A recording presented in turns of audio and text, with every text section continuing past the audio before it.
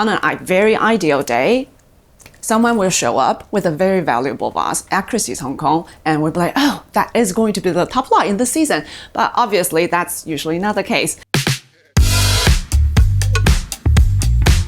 Hello everyone, my name is Liang-Lin Chen. Most people know me as Lin. I'm a specialist at the Chinese ceramics and works of art department at Christie's Hong Kong. So how do we evaluate a piece of porcelain? We look at its rarity, its historical value, its artistic value, and of course condition is very important. So how do we find out items?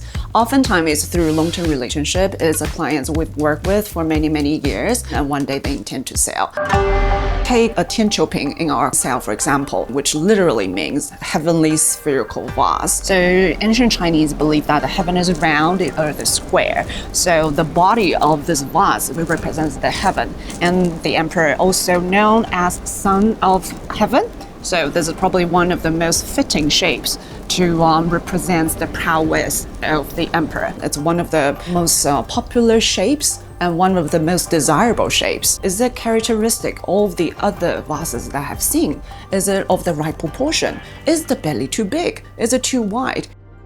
The vase is depicting a very ferocious dragon striding amongst clouds, and you can really see and sense this movement, painted using underglaze blue and underglaze red, two of the very difficult techniques to perfect, especially underglaze red. And in order to get the color right, it was very difficult. There was very little margin of error that was allowed.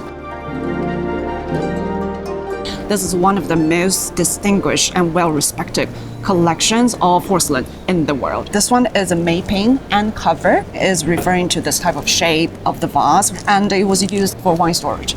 And is painted with blue and white using cobalt that was imported from the Middle East through Silk Road to China, and it's known as Muhammad Blue.